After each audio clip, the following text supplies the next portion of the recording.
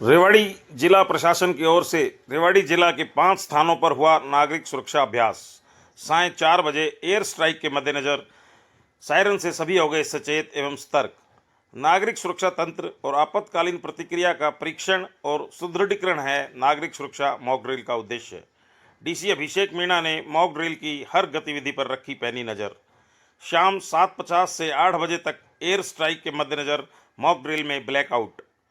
राष्ट्रव्यापी नागरिक सुरक्षा अभ्यास के तहत बुधवार को दोपहर बाद रेवाड़ी जिला में एयर स्ट्राइक के मद्देनजर मॉक ड्रिल का आयोजन हुआ। जिला में लघु सचिवालय परिसर, BMG mall, Indian oil corporation limited परिसर के साथ ही कोसली व बावल उपमंडल सचिवालय में निर्धारित समय अवधि में मॉक ड्रिल हुई। जिला आपदा प्रबंधन प्राधिकरण के चेयरमैन एवं डीसी अभिषेक मीणा के नेतृत्व में जिला में योजनाबद्ध तरीके से नागरिक सुरक्षा अभ्यास किया गया, जिसमें आपदा की स्थिति में हुई जान माल की रक्षा के लिए पर्याप्त व्यवस्था सुनिश्चित की गई। डीसी एवं चेयरमैन अभिषेक मीणा ने बताया कि गृह मंत्रालय भारत सरकार द्वारा आयोजित राष्ट्रव्यापी नागरिक सुरक्षा अभ्यास के तहत रेवाड़ी जिला में नागरिक सुरक्षा तंत्र और आपातकालीन प्रतिक्रिया का परीक्षण और सुदृढ़ीकरण करने के उद्देश्य से मॉक ड्रिल का आयोजन किया गया।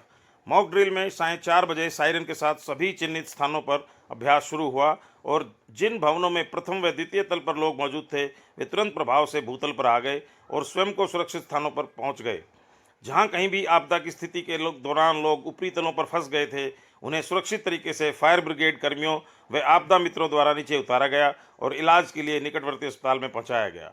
डीसी ने बताया कि शाम 4 बजे हवाई हमले की चेतावनी वाला सायरन बजाकर सरकारी विभागों और स्वयंसेवकों सहित सभी हितधारकों को शामिल करते हुए महत्वपूर्ण और रणनीतिक स्थानों पर मॉक ड्रिल ऑपरेशन शुरू किया गया। उन्होंने बताया कि इस मॉक ड्रिल के माध्यम से लोगों को जागरूक किया गया कि ऐसी स्थिति आने पर आश्रय के रूप में एक सुरक्षित आंतरिक कमरे या तहखाने की पहचान करें, फैमिली ड्रिल्स का अभ्यास करें, लाइटें बंद करें, 1-2 मिनट के भीतर सुरक्षित क्षेत्र में एकत्रित हों।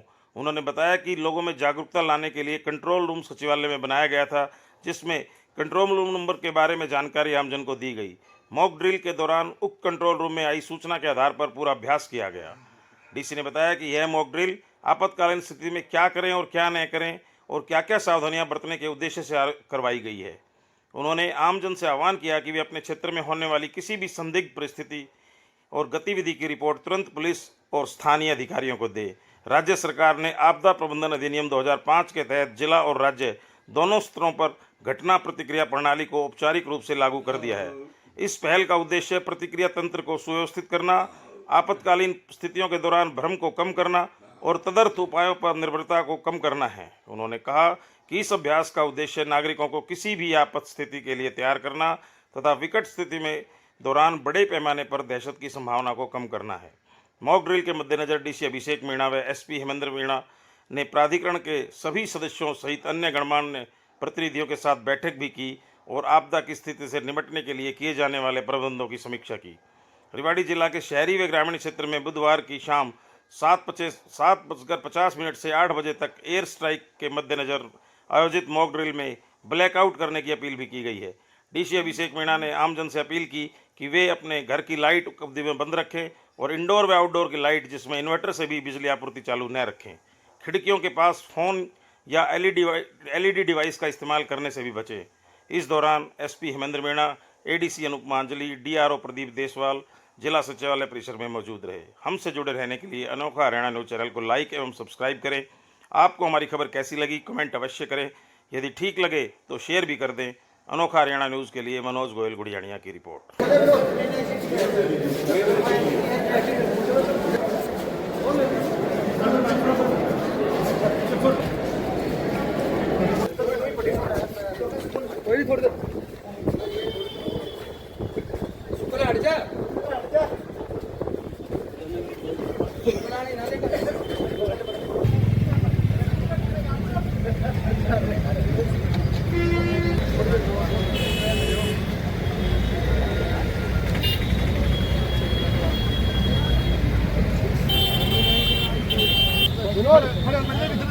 जनाब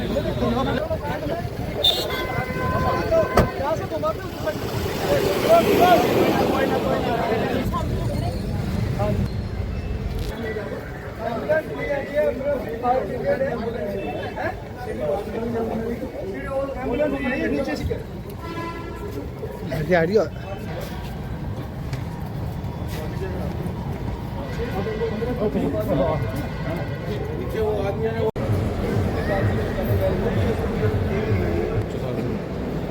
जाके करने का फायदा है, नीचे रुकने का फायदा है, क्या है?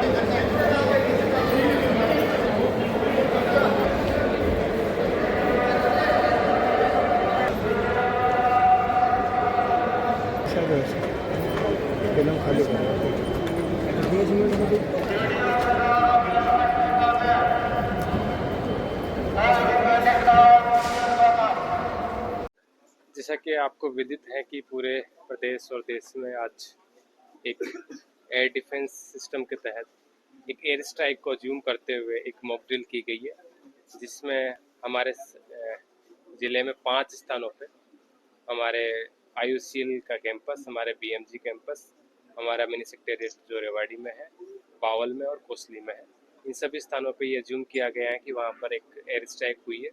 उसी के अंतर्गत हमने 5 जगह एक रेस्क्यू एंड इवैक्यूएशन ऑपरेशन किया, जिसमें हमारे पुलिस डिपार्टमेंट, हमारा फायर डिपार्टमेंट, हमारे सिविल सर्जन ऑफिस, हमारे जो आपदा मित्र हैं जो पब्लिक में से ही हैं और जिन्होंने पब्लिक के साथ ही रहते हैं, वो उन्होंने हमारा मदद किया और इस तरीके से हमने पूरा रेस्क्यू ऑपरेशन कराया। कुछ जगह रेस्क्यू ऑपरेशन अभी चल भी रहे हैं। देखा जाए तो एम्बुलेंस है ना 20 मिनट क्या चूक नहीं बन जाएगी? कई बार देखो जी, उसमें जो कंट्रोल रूम होता है वो हम लोग निकलवाएंगे अभी कंट्रोल रूम से कि कितने बजे कॉल आया था, कितने बजे उन्होंने कॉल किया, वहाँ से कितने बजे कॉल रिटर्न हुआ। तो कई बार ऐसा होता है कि जहाँ इंसिडेंट के इमीडिएटली बाद कई बार एम्बुलेंस नहीं पहुँचती। एक बार अगर कैजुअलिटी होती है किसी स्थान पर तो ही एम्बुलेंस आती है, तो वो जिम्मेदारी उस स्थान का इंसिडेंट कमांडर की होती है कि जैसे यहाँ इंसिडेंट कमांडर हमारे DRO साहब थे, तो यहाँ से जब मैसेज गया होगा कि यहाँ कैजुअलिटी की संभावना है, क्योंकि हो सकता है कि पूरे शहर में या 20 जगह पर इस तरह की घटनाएं हो जाए, लेकिन एम्बुलेंस की जगह इस तरह की जो जरूरत है हमें 5 स्थानों पे ही हो, तो बाकी 15 स्थानों पे एम्बुलेंस जाने की जरूरत नहीं होती है। सायरन से एम्बुलेंस नहीं आती है, यहाँ के मैसेजिंग के बाद आती है।